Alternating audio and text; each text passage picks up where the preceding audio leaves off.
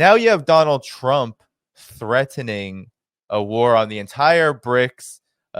Everyone who is trying to move away from the dollar is going to sanctions and tariffs. You have Donald Trump also making huge threats on West Asia, because we do have a Trump administration coming. We do have Russia sending probably maybe one of the biggest messages geopolitically with this missile in a long time. And yet we have this situation. How do we square this circle exactly? We cannot square the circle exactly. We can see points of rupture and points of reorganization and closer interaction, in fact. For instance, it's essential to follow what the Russians are trying to do in terms of creating the basis of a different international financial system. Every time that I spent almost over 5 months in Russia this year, and next year is probably going to be the same thing. And the number one preoccupation when I'm there is to talk to people who can explain me the details, the inner mechanisms of how this whole thing is being organized. It's a monumental task. The complexity is absolutely mind-boggling. But the only ones who are capable of pulling it off are the Russians. They have them in power. They have beautiful brains. They have excellent universities. They fought the power of the collective West, who wanted to destroy their economy, and they counterpunched brilliantly, by the way, several levels. So the problem is to come up with all these mechanisms, all these like what I call the BRICS test lab, testing all these possibilities, then starting their tests inside Russia with Russian companies, and then selling this to their BRICS partners, and especially convincing the Chinese, which are by definition risk averse. Enormous problem, especially Chinese companies. And obviously they are fear of American secondary sanctions. Considering that the Chinese are starting to get the picture of what's going to happen during Trump, in terms of there's going to be a new different tsunamis of sanctions against China. And most of them, of course, will backfire, but it doesn't matter. Anyway, they're going to happen. This Russia-China collaboration on the geoeconomic and financial and finance tech level will increase next year, even considering that the Brazilian presidency of BRICS is not going to be exactly a top 10 hit. Okay, doesn't matter. What matters is that the main partners are working together and closer and closer. At the same time, we have among the BRICS partners, we have excellent prospects in terms of diversification and better geopolitical and geoeconomic relations and closer integration. Example, the Southeast Asians, which are in full force as BRICS partners. But we have an extremely disturbing element, which is Turkey, which is NATO member. The ruling class in Turkey, as something that I learned this past 3 years, going to Istanbul all the time, over 90%, they are Atlanticists, they are pro-NATO, and they are pro-American. The ruling classes, people who have the money, people who actually rule Turkey. And at the same time, they look around Eurasia, they look around BRICS and say, we cannot be, because then we're going to become a minor player in our own continent. So how will the top BRICS deal with Turkey as a BRICS partner? Huge interrogation marks. We're going to start seeing this now during this year. And especially now with the aggravating component of Erdogan being emboldened by his bet on Greater Idlibistan and Turkified Aleppo, let's put it this way. And if he managed to pull it off, wow, he's going to be even more emboldened, and he's going to start maybe dictating terms to other Eurasian big Eurasian actors like Russia and Iran, BRICS, among the top BRICS. So I think that the role of Turkey as a destabilizing factor inside BRICS next year is going to be one of the top stories of the year. No question. And we need to know what Saudi Arabia is going to do. Don't forget that Saudi Arabia is still on the fence. We are at BRICS, but we're not. Okay, what is it? So Russia and China will have to have a serious conversation with MBS and say, okay, what's your game, really? You cannot be sitting on the fence all the time, especially now that we have everybody wanting to get into BRICS. It's more than, it's 30. As it stands, it's not 30, 34, 35. It's over 40 nations who want to be united with BRICS, the 9 BRICS plus the 13 partners. So, so this all is also in flux. It's a different kind of flux compared to the highway in Syria, right? So this is, let's call it, this is the multipolar high-speed rail train, which already left the station, but there are some passengers that are still running in the platform. They want to catch the train. Oh, the doors are already closed, but okay, maybe we can stop and open, and you can come in. But it could happen.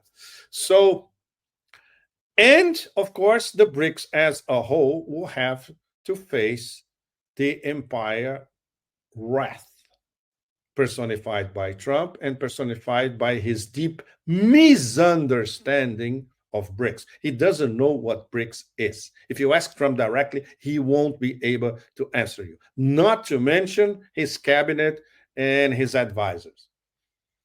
So, the whole thing will restart again on a much more psychedelic dimension level on January 20. And then after a few weeks, we're going to have more or less the big picture in terms of how far the empire under a new administration is willing to go in their war against not only BRICS, but the global majority, against 88, 89% of the global population. Can they handle it? Can they sanction most of the planet? Okay, we're gonna so we're all waiting for the cliffhanger, for the next cliffhanger, right? But this Omni war will get into an even more complicated stage. I think many of us have been arguing that the real hardcore war is not Ukraine, which is on the way to being solved one way or another, and Russia will solve this war, and Russia has already won this war. We still don't know how. The real war is West Asia, because it's a multinational war and everybody is involved, and US is involved, NATO is involved, Israel as the total destabilizing factor with an apocalyptic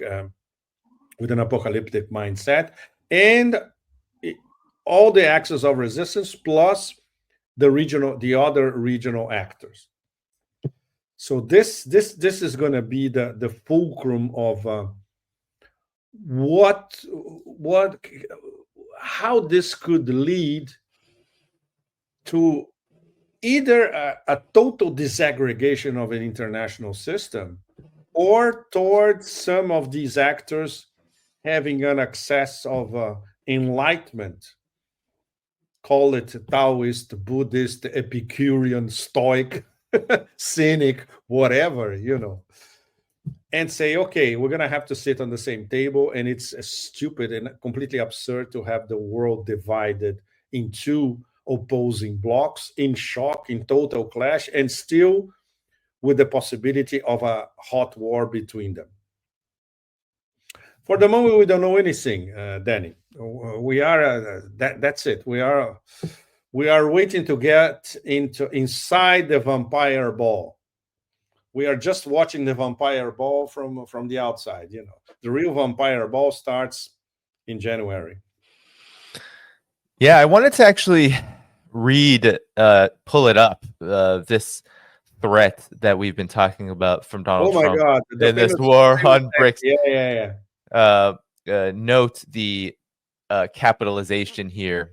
So he's talking about BRICS countries trying to move away from the dollar while the US stands by and watch. That moment is over. We require commitment from these countries that they will neither create a BRICS currency nor back any other currency to replace the mighty US dollar or the mighty US dollar, or they will face 100% tariffs, and they should say goodbye to selling to the wonderful US economy. They can go find another sucker. There's no chance that BRICS will replace the US dollar in international trade, in any country that tries should wave goodbye to America. Pepe. It's so childish. What? It's like a 7-year-old could have written this. We've seen 100% tariffs on China's electric vehicles, and China's electric vehicles are actually booming. My question is, tariffs have a very interesting effect on the country that imposes them. 100% tariffs, any percentage of tariffs, usually leads to prices because countries that are tariffed need to sell their products at a higher price in order to get an equal, if not greater, return. So, Pepe, how is this actually going to work at 100% tariffs? If that were to happen on Russia, if that were to happen on China, if that were to happen on Iran, this would be hell to pay, as Trump has said to the Middle East, in terms of the so-called hostages. But wouldn't this be hell to pay for the unipolar world, the United States, and its economic situation? Of course. Well, first of all, nobody's going to buy American products with these tariffs. Second, forget about exporting to the US with 100% tariffs. We can export to the EU. And then the EU, which is going to be sanctioned, of course, by Trump as well. But I would say more specific targets. They can profit from it as well, assuming they would have an independent policy by the European Central Bank, by the European Commission in Brussels. I don't count on it. They will obviously abide by any Trump decision. So that leaves what? That leaves the full global South as a big interacting market. And then the US, we don't care. That leaves the whole of Eurasia, Africa, and South America, and Latin America, mostly South America. It's more than enough. And it will be very, very interesting from a BRICS point of view, because they can even accelerate forms of payment bypassing the US dollar. For instance, one of the interaction between the forms of payment in Russia, Iran, and China can proceed even more rapidly than it is at the moment. We can have Chinese using Union Pay everywhere like they do, but Russians using Mir in China and in Iran, or in other BRICS as well. The BRICS Pay card, which the real test drive is next year, 2025. It can expand to most of the global South and not only be restricted to BRICS countries. And of course, countries will increase payment settlements in their own currencies by passing the US dollar. So you don't even need a BRICS currency for that. And this is a process that is already on. And it's part of everything that is being tested in the BRICS lab, especially in Russia, since early this year. So, okay, once again, if Trump does that, he will inflict a mortal wound against the American economy for nothing, for, bragging rights. And it's not a wonderful economy. It's an economy that doesn't produce anything apart from what comes from Silicon Valley, which is basically services and weapons. That's it. And of course, shale oil. That's it. Nothing else. So nobody is wonderful economy. Not really. But I remember when I was growing up, when I was a kid, for my generation, we were in awe of a lot of American products. manufactured in America. Everything from sneakers, T-shirts, Levi's jeans, actual vinyl records, American pressings. We will compare. The American press is much better than the English pressing. Now, American products. We grew up with all that. The cars, of course. Everybody wanted to have a Mustang. This is all over. It's all over. It's not a wonderful economy anymore. Pepe, any final words of wisdom before we start to close here? Words of wisdom. You know what? Be Taoist. Cultivate your inner strength. Don't expect the outer strength matching your inner strength. So if you are strong inside yourself, you can face anything, including the possibility of this whole thing derailing completely, which is a very strong possibility for 2025. So when in doubt, respect the Tao.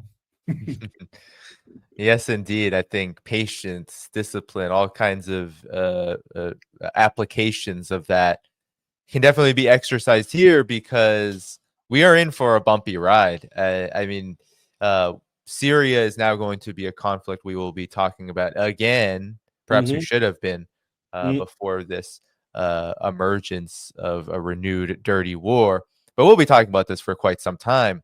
We know Russia's ongoing trajectory when it comes to Ukraine, and with NATO, that there is an escalation ladder that they are going to climb slowly and gradually, only when necessary. And there is this concern I want to just close with, of the overall umbrella of economic and political stability for this emerging multipolar world, that I don't think can be understated.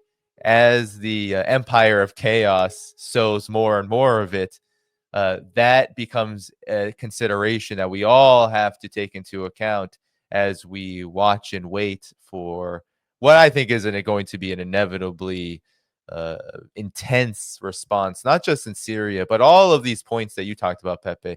We're going to see more and more involvement. And I believe as we see, China become more and more and more of a huge player on the international stage, we're going to see, in my estimation, that foreign policy of non-interference, while I believe is commendable and probably necessary, if we just look at the overall balance of forces, where China is located, what would happen to the entire multipolar world if China had to come under even more dire straits. But I believe that as you said, Trump coming and what is to come for the U.S. empire as a whole, you can only be for non-interference when you are able to maintain a level of protection and security from the interfering powers. And I believe that is going to erode more and more.